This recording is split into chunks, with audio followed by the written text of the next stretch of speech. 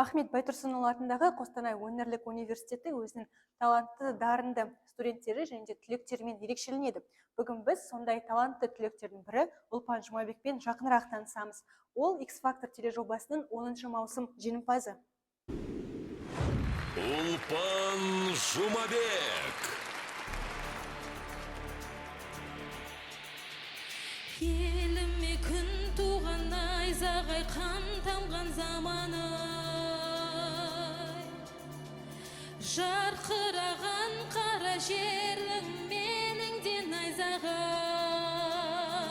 заман осылай.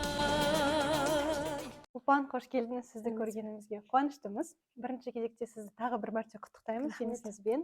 Және де бүгін сұхбат барысында сізді жан-жақты тани аламыз деген ойдамын.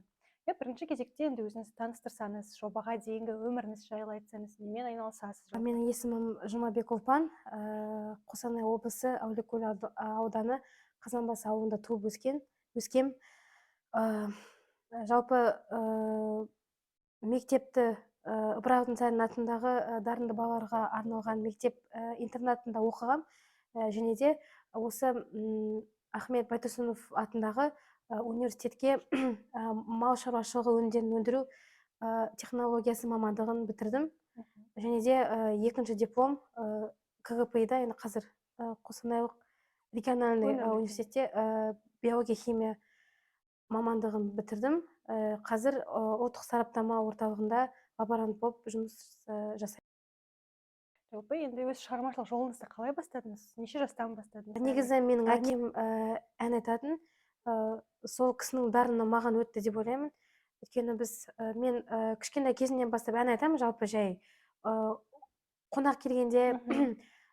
Сосын университетке осы университетке түскен кезде концерт сайын енді ән айта бастадым. Және де мына жерде өнер студиясы бар ғой, сол өнер студиясына барып жүрдім, Асия Беркеновнаға.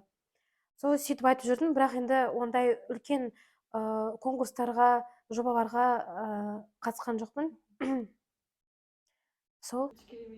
Жалпы енді мен сіздің бір сұхбатыңызды көрген болатын жобада. Кішкене жұмысыма көңілім онша толмайды дегенде, немесе бұл бағыттағы жұмыс ұнамайды дегенде бір сөзіңіз болды негізінде.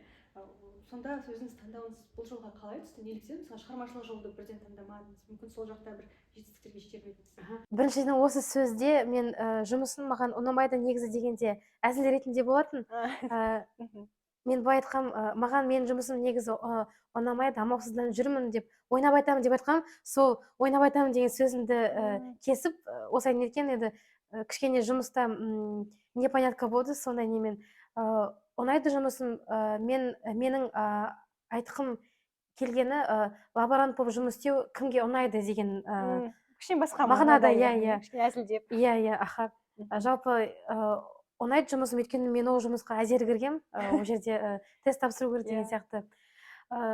Ал менің әкем армандайтын негізі мен үлкен сахнада көрейін, сен музыкальный неге университетке, Алматыға жүргендікке неге бармайсың деп. Ал мамам керісінше, жоқ, өнер жолы қиын жол ғой, сен лучше биология мүмкін мұғалім боласың деп. Өйткені менің мамам да мұғалім, биология химиядан береді. Сол сөйтіп университетке осы мал шаруашылығы. Осыған енді өлмейтін мамандықты таңда дегенде. Енді жобаға келсек, X-Factor жобасы туралы қалай білдіңіз және қатысуға шешімді қалай қабылдадыңыз? Мен негізі енді әкем қайтты ғой 3 жыл бұрын. Қайтқаннан кейін мен өзіме былай не қойдым, крест қойдым, енді айтпаймын, тек қана жұмысымды істеп жүрем. Енді кішкене, енді бір жылдай депрессия болды менде. Сосын осыдан июнь кезінде Инстаграм желісінде рекламаны көріп қалдым. X-Factor осындай адамдарды іздейміз, келіңіздер деп. Сосын мен сол жұмыста, сол халатпен видео түсіріп сразу жердім сол кісілерге. Сосын 2 жетіден кейін маған звондап тұр, сіз өттіңіз отборочный турға, 2 жетіден кейін келіңіз деп. Солай. Енді менде ондай қатты ой болған жоқ, мен барам, жеңем деп. Просто хотела попробовать. Қызық болды. Қызық болды. Как раз сол кездерде менде отпуск болған. Сосын мен ойладым, өтпесем де барып кішкене қыдырып келемін, Алматыны көріп келемін деп. Өйткені мен сол күндері Алматыда енді өмірімде бірінші рет болдым сол қалада. Сол сөйтіп солай. Жалпы енді кастингке қайта оралсақ, сол Алматыда өткен кастингке жалпы сол күн қалай өтті, сіздің естеліктеріңіз бойынша эмоцияларыңыз қандай болды? Барлығын көрген кезде енді экраннан көру немесе инстаграмнан көру бір бөлек, сол жерге барып сол ортада сол атмосфераны сезіну бір бөлек. Барлығы қалай өтті? Мен негізі енді айттым ғой, менің анам кішкене қарсы болды. Ол жерде бәрі ақша, ол жерде бәрі шешіліп қойған, бармай қой деп. Мен енді мамаға айтпай сразу билет алдым да кеттім Алматыға. Жалғыз бардым. Сосын сол жерде енді мен үшін бәрі де біртүрлі жаңаша болды мен үшін. Қорқып, ана жерде кішкене потеря ұстап, үлкен адамдар, кіл, менің қасымда андай Жүргеновті бітіргендер де болды, профессионалдар, иә. Мен соларға қарап уже өзімді кішкене түсіре бастадым. Ой, мен қазір өтем деп ойлайсың ба деп. Тем более сол күні түнде мен үйде жатқан кезде жалғыз жаттым ғой енді. Үйге не кіріп кетті. Қалай? Жәндік, иә. Жылаптым ғой, иә, мен ол сәтті вообще ешқашан не забуду, өйткені мен сол күні сосын неге кастингке барған кезде көзім ісіп тұрды, өйткені мен жылағам, мен наоборот әнімді үйренудің орнына, дайындаудың орнына мен сол жәндікпен төбелестім, менде даже видеосы бар. Сосын бардым, сол кастингке барғанда уже кірдім, залдың ішіне Ева, Нұрберген, Дильназ отыр, шынымды айтсам қорықтым, қазір маған иә деп айтушы ма еді деп. Сосын халық әнін Құсне Қоранды айттым, сосын үшеуі де иә деп айтты, енді таңғалды үшеуі де. Солай өтті. Иә, солай өтті. Бірақ енді қорықтым, шынымды айтсам. Өте көп адамдар болды, 2000-дай адам болыпты. Сол енді кастингтен өткеннен кейін 2000 адамның ішінен суырылып шыққаннан кейін эмоцияларыңыз қандай болды? Енді жауапкершілік арта түсті, өйткені маған бәрі сене бастады, енді давай опан деп. Енді шынымды айтсам, қиын болды, енді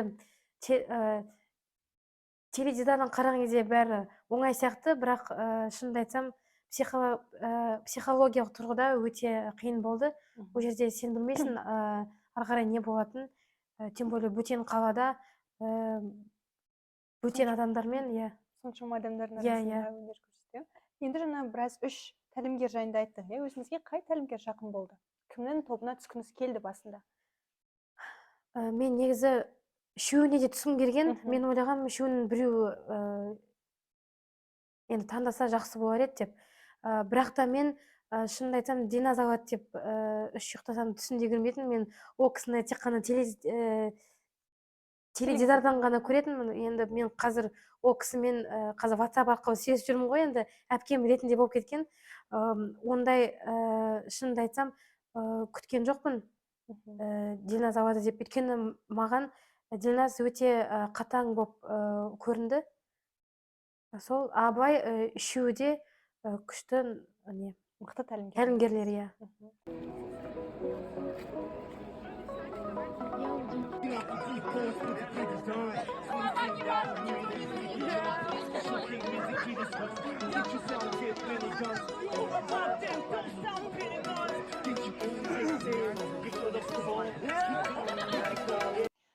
Жалпы енді өзіңіздің кастинг туралы айттық, жобаға қатысқан кездеріңізді біраз еске алдық. Енді өте көптеген қатысушылар болды.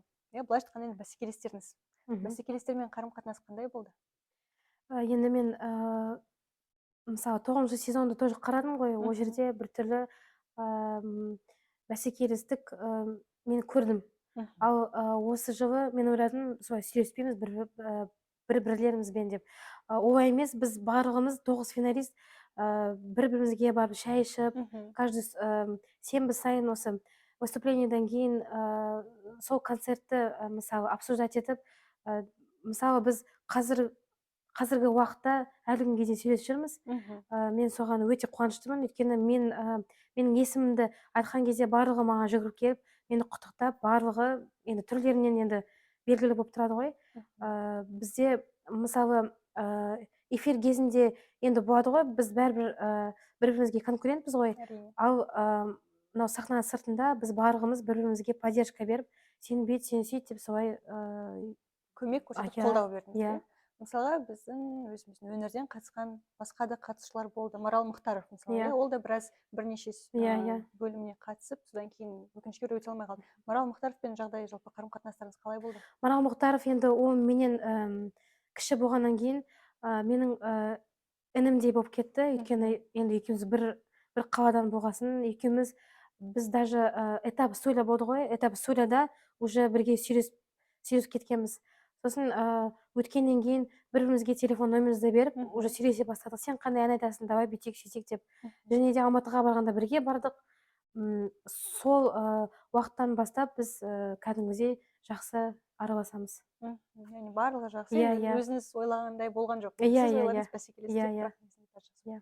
Аха, яғни қазіргі таңның өзінде де әлі Әлі хабардарсыздар. сөйлесеміз да. Бізде группа бар WhatsApp'та, и күнде осы араласамыз. Сені қалай қарсы алды, ал сені қалай қарсы алды деп. Бір-бірімізбен Иә, бөлісіп. иә.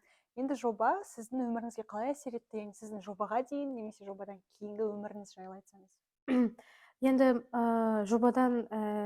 жобаға дейін менің өмірім, шынымды айтсам, скучный болған жоқ деп қалай айтсам. Ну, енді Қызықсыз болған жоқ дейді. қызықсыз болды. Қызықсыз болды. Иә, керісінше, енді менің өмірім, иә. Ну, айтады ғой, работа, дом, работа деген сияқты. Енді X-факторға қатысқалы бері, әсіресе Алматыда біз енді 3 ай бойы тұрдық қой. Сол 3 айда бірде-бір мысалы демалыс болған жоқ, андай төсекте жатып қалу, андай демалу деген ондай болған жоқ. Күнде бір не болды? Оқиғалар. Бос уақыт болған жоқ, иә, вокал, хореография, сосын интервью деген сияқты съемкалар болды. Сол маған енді өте ұнады, өйткені маған бәрі енді бірінші рет болғаннан кейін қызық болды. Енді барлығын нетіп ашып көру, осы мынау X-фактордың ішіндегі кухнясын білу маған өте қызық болды. Және де маған да емес, барлығына. Сондықтан да енді Алматыдағы осы проекттегі өмір өте қызық болды. Және де дәл қазір Қостанайға келгесін кішкене көңіл күйім түсіп кетті, өйткені мынау Алматыда қалай болды, мына жерде уже біртүрлі өмір тоқтап қалғандай болды. Өмір ритмі әртүрлі. Иә. Бірақ енді бір жақсы жері маған Инстаграм желісінде әлі күнге дейін жазып жатыр. Даже барлығы андай өздерінің тойларына уже шақырып жатыр. Ән айта аласыз ба деп, өздерінің жеке концерттеріне деген сияқты. Сондай. Біраз өзгерістер орын алды. Иә, өзгерістер. Енді өзгерістер демекші, өзіңіз айттыңыз, әлеуметтік желілерде жазып жатады дегенде, біз де бақыладық, сізді қолдаған адамдар көп болды, соның нәтижесінде әрине жеңіске жеттіңіз. Бірақ сізге енді бір теріс пікір айтатындар адамдар да бар негізінде. Әрине. Хейт дейді ғой қазір. Иә. Сол хейтпен сіз қазір сол хейтке қалай, жалпы сіздің көзқарасыңыз қалай қабылдап жатсыз? Негізі енді менің өмірімде ешқашан болмаған ондай нәрсе, енді хейт деген сөзді білмейміз. Мен екінші эфирден кейін менің образым енді көрдіңіз ғой, менің образымды екінші эфирде Қарағым-ай деген ән айтқан кезде кішкене андай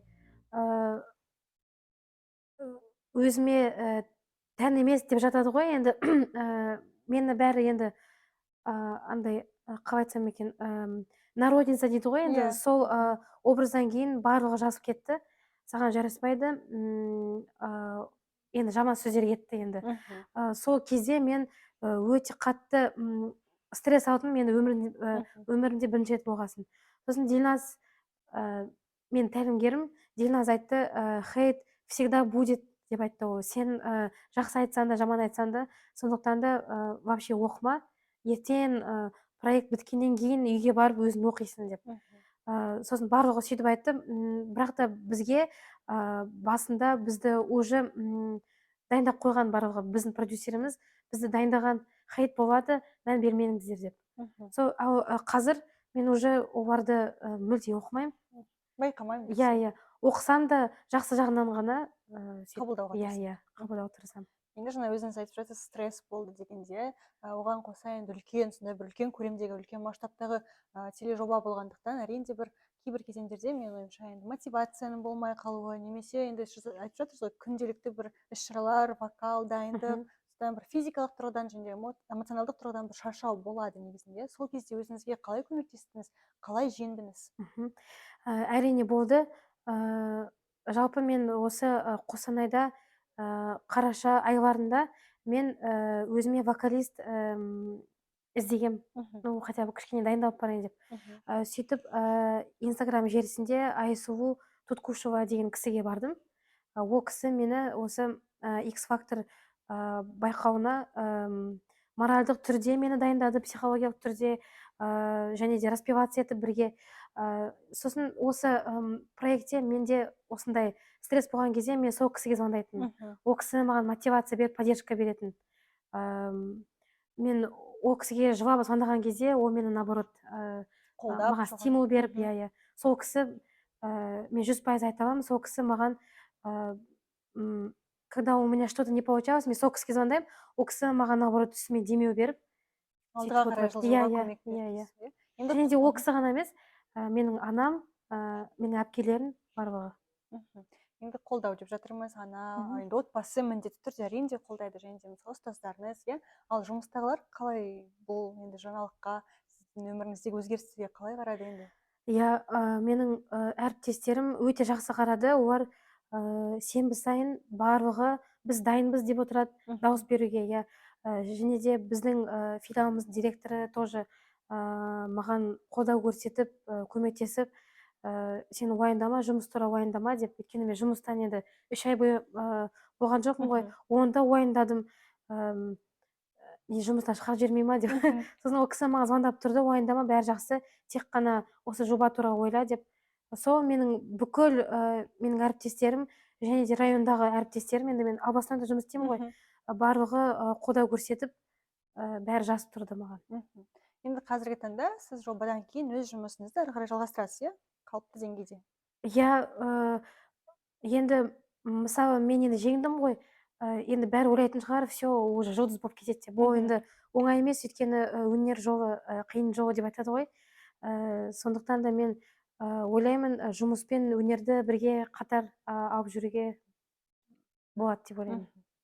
Негізінде енді жұмысыңыздағы орныңыз сақталып қалғанда қуаныштымыз, әрине, 3 ай бойы болмағаннан кейін бәрібір де ол да енді өзіңізге ұнайтын жұмыс болғандықтан, әрине, мана айтқан сөз қате болғанын тағы бір ескеруіміз керек, сізге ұнайтын жұмыс болғандықтан, әрине. Жалпы енді осы орайда шығармашылық деп жатырмыз, жұмыс деп жатырмыз, яғни сіздің алдағы уақытта шығармашылық жолды жалғастыруда жалпы ойыңызда бар? Ойым бар, Мен осындай неден кейін тоқтамай өзімнің авторлық әнімді бастағым келеді деген сияқты. Маған енді біздің продюсерлеріміз маған кішкене ақыл кеңестерін айтты. Сен сразу авторский песня записывай, енді осы жерден тоқтап қалма, себебі саған бәрі қарап отыр деген сияқты. Яғни мысалға 8 маусымның жеңімпаздары дуэт Бро. Сол кісілер де енді біздің өнерден шықты, және де біздің жеңімпаздар 8 маусым. Мысалы, сол кісілерге қарап, мүмкін алдыға қарай, сол кісілер сияқты мүмкін жетістіктерге жетерсіз. Яғни шығармашылық жолды жалғастыру ойда бар. Әрине бар. Ал мысалға Марал Мұхтаровпен бір дуэт жазу сынды ойлар жоқ па, немесе басқа біреулермен? Марал Мұхтаров ол Алматыға көшіп кетемін деп айтқан. Менде негізі болған, оған ұсынысын бірге дуэт жазайық деп. Бірақ ол Алматыға кетем дегесін көреміз енді, но по идее можно было бы. Енді өйткені екеуіңіз де қатысып, бір жерден шыққандықтан дегенім ғой. Жалпы мысалға егер жұлдызды адамдарды, жұлдыздармен бірге дуэт жазу мүмкіндігі болса, кіммен жазғыңыз келетін еді? Мен негізі Қазақстан эстрадасының жұлдыздарындағы маған өте ұнайтын әншілер ол Жанар Дугалова. Мен сол кісімен дуэт жазсам, басқа арман болмайтын еді. Сосын Мадина Садвакасова ұнайды. Және де Музарт тобы ұнайды, солардың әндері ұнайды. Халықтың сүйіспеншілігіне. Жалпы барлығы ұнайды, барлығымен жазатын едім. Жалпы енді сіз жоба барысында ән таңдаған кезде қандай факторларға назар аудардыңыздар? Ән таңдаған кезде сіздер үшін не маңызды болды? Ән таңдаған кезде біз оған вообще араласпаймыз негізі. Бізге өздері береді продюсерлар. осы әнді айтасың болды деп. Біз ол кісілерге енді қарсы ештеме деп айта алмаймыз, өйткені мысалы образды да мысалы алатын болсақ, мысалы стилистке айтсақ я не хочу деп ондай сөздер жоқ. Мысалы саған не береді, сен соны киіп әнді айтасың. ән Иә, айтасың, киімді иә, киесің иә, дегендей, иә, ондай қарсылық білдіру иә, мүмкіндігі иә. болған жоқ, иә. Жалпы енді мысалға жаңа сіз өз сөзіңізде айтып өттіңіз, анам менің қарсы болды, ол жоба сатылып алынған дегенде сондай бір стереотипті ойлар бар негізінде, иә. Енді мүмкін бізді көріп отырған жас бір оқушылар, студенттер болса, иә, жастар болса, негізінде осындай жобаларға қатысқысы келетін, немесе шығармашылық жолында бір жетістіктерге жеткісі келетін, иә, жастар болса, сіз қандай кеңес берер едіңіз? Иә, бірінші кеңесім ешкімді тыңдамау керек, өйткені шынымды айтсам осы X факторда енді мысалы бөтен адамдар бірдеме деп қалса, мынау былай екен десе, вообще сенуге болмайды, өйткені өзіне ғана сену керек.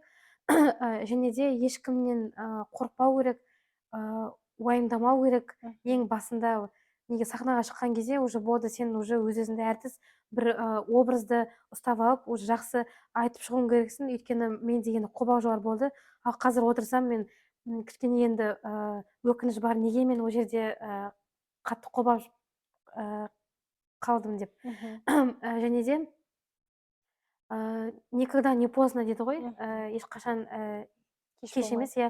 Менің жасым қазір мысалы 27-де ғой, ал мен ойлайтынмын, мен X факторға мені кім алады, менің жасым келді уже деп. Олай емес, никогда ничего не поздно, сондықтан да бар күштеріңді жинап, бүкіл жерге қатысуға тырысыңдар. Иә. Енді алдағы уақытта мүмкін сондай тағы да бір тележобаларға қатысуға қалай қарайсыз? Ол үшін енді қатты дайындалу керек, қатысуға болады деп ойлаймын. Бірақ енді ол келесі конкурстарға уже қаттырақ дайындалу керек. Иә, иә. Ұлпан, сізге рахмет, бүгін уақытыңызды бөліп келгеніңізге. Рахмет. Керемет сұхбат болды деп ойлаймын. Енді көбіне ұнайды, біздің көрермендерге ұнап, өзіне бір керек мүмкін инсайттар дейді ғой, алып қалар, иә. Алдағы уақытта енді өзіңіздің арман мақсаттарыңыз бар екен, барлығында орындалуына тілектеспіз. Одан да биік шыңдарды бағындырып, тағы да бір мүмкін сұхбат жазып қалармыз, енді өзінің жеке авторлық әндерінің орындаушысы ретінде.